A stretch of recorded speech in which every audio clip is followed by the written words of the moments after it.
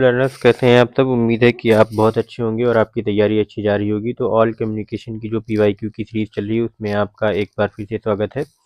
और जैसा कि आप सब जानते हैं कि हम यहाँ पर यूजीसी नेट का जो पेपर 1 है उसकी यूनिट जो जितनी भी 4 यूनिट्स हैं, कम्युनिकेशन की यूनिट्स हो गई और या फिर मैथमेटिकल रीजनिंग की या टीचिंग एप्टीट्यूड की या फिर हमारी जो रिसर्च एप्टीट्यूड की यूनिट है, इसके हम क्वेश्चंस लगातार करते जा रहे हैं और आने वाले टाइम में हम और क्वेश्चंस करेंगे। तो हर एक वीडियो में हम 10 क्वेश्चंस करते हैं। अभी तक हमने कम्युनिकेशन के 150 क्वेश्चंस डिस्कस कर चुके हैं, जो सिर्फ और सिर्फ पीवाईक्यू के हैं। 2004 से लेकर के 2018 तक के क्वेश्चंस हो चुके हैं और फिर 2018 से 2025 तक हम जाएंगे। तो बने रहें हमारे साथ और चैनल को सब्सक्राइब ज़रूर कर लें ताकि आपको वीडियो का नोटिफिकेशन मिलता रहे। तो सारे के सारे जितने भी पीवाईक्यूज़ हैं हम सारे इस सीरीज़ में कवर करने की कोशिश करेंगे कम्युनिकेशन वाले। तो देखते हैं हमारा पहला क्वेश्चन क्या है इस वीडियो का। What do communicated words carry in a classroom situation?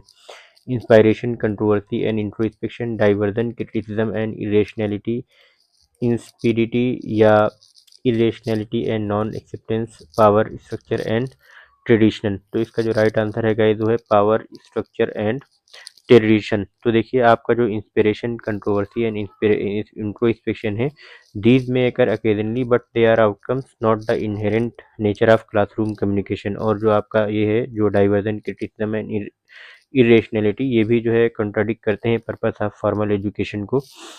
कभी भी हमारा जो कम्युनिकेशन होता है वो इरेशनैलिटी को ज़्यादा प्रमोट नहीं करता। और फिर जो ऑप्शन सी है आपका, इसमें भी these are the negative traits, जैसे कि ये इरेशनैलिटी हो गया या नॉन एक्सेप्टेंस हो गया। So these are not associated with pedagogical communication. बाकी जो पावर स्ट्रक्चर और ट्रेडिशन है क्लासरूम कम्युनिकेशन में, ये कन्वे करता है पावर, जैसे टीचर्स की अथॉरिटी और उनकी लेजिटिमेसी जो होती है।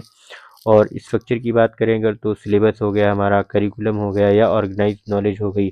और रही बात ट्रेडिशन की तो established academic norms and disciplinary heritage के बारे में बात करता है। नेक्स्ट क्वेश्चन है 152 का। The typical feature of an information rich classroom lecture is in the nature of being sedentary, staggered, factual या सेक्टोरल। तो इसका जो गाइस राइट आंसर है वो दैट इज फैक्चुअल। देखिए ये कैसे होता है। Factual and information rich classroom primarily focus on content density, presenting data या फैक्ट्स कह लें या कॉन्सेप्ट्स कह लें, डेफिनेशंस कह लें या एक्सप्लेनेशन। तो इस तरीके से जो टिपिकल नेचर है इसका वो फैक्चुअल ही होता है। और बाकी अगर दूसरे ऑप्शन को हम देखें, sedentary, it refers to physical inactivity not related to lecture content. और जो स्टैगर्ड है, इट मीन्स अनइवन या interrupted, not a defining feature of information rich lecture. और बाकी फैक्चुअल तो मैंने आपको बता ही दिया कि information rich lectures emphasise facts and data, और या कह लें कि कंसेप्ट एंड एक्सप्लेनेशन को या ऑब्जेक्टिव इन्फॉर्मेशन को। और जो सेक्टरल है, it relates to division into sectors या fields, it is not a lecture characteristic. Next question है हमारा question 153। A teacher in classroom has immediate control over the self-selected method of communication and the message, the audience, the noise and the reception, the feedback, the technology and the audience experience, the communication channel, other communicators and external factors। तो इसका जो guys right answer है वो option A है, the self selected methods of communication and the message. बाकी उसका audience पे control नहीं होता, नॉइज़ पे नहीं होता, ऑडियंस के एक्सपीरियंस पे नहीं होता, कम्युनिकेशन चैनल या कम्युनिकेटर्स पर नहीं होता जो दूसरे वाले होते हैं।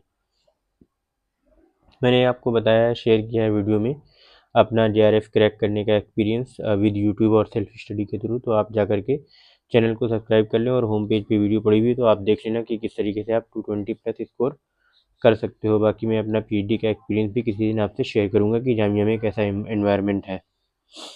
नेक्स्ट क्वेश्चन है हमारा, expressive communication is driven by passive aggression, encoders, personality characteristics, encoder decoder contract या external clues.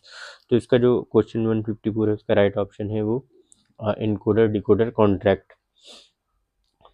Effective communication presupposes non alignment, domination, passivity या अंडरस्टैंडिंग। तो जो हमारा इफेक्टिव कम्युनिकेशन होता है ये अंडरस्टैंडिंग को पहले सपोज कर लेता है। नेक्स्ट क्वेश्चन है हमारा, figure out the components of non verbal communication in a classroom from the following.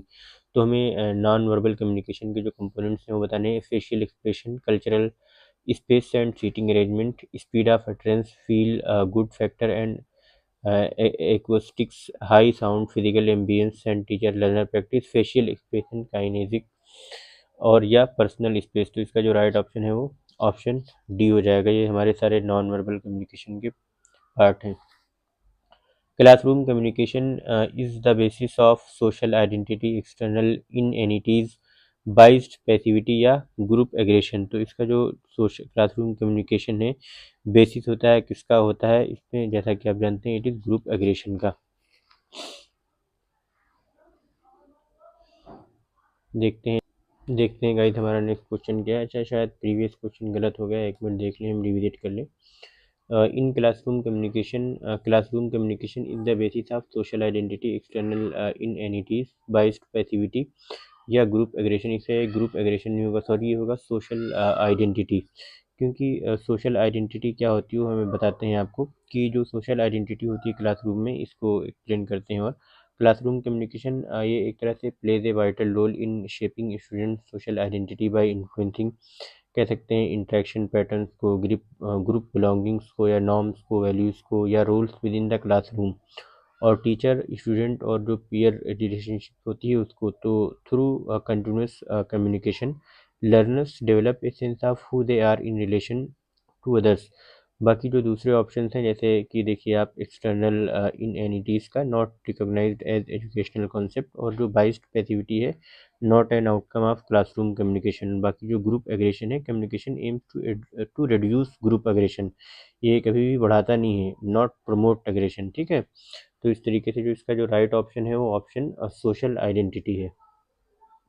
Next question है हमारा, internal and external factors that affect message reception by the students in the classroom are referred to as feedback, fragmentation, channelization या noise। तो इसका जो right option है वो that is noise, option D.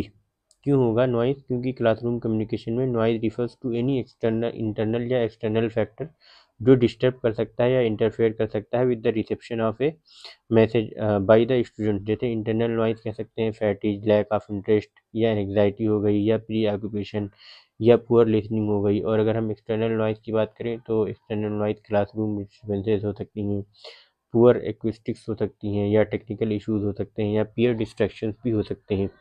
Next question है, as a good classroom communicator you are suppose to know your audience emotions, silent cues, artful pauses, counter argument. तो इसका जो राइट ऑप्शन है वो दैट इज आर्टफुल पॉजेस के बारे में आपको पता होना चाहिए।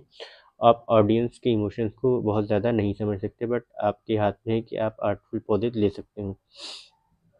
नेक्स्ट और लास्ट क्वेश्चन है आज की इस वीडियो का, positive classroom communication leads to coercion, submission, confrontation या परसुएशन।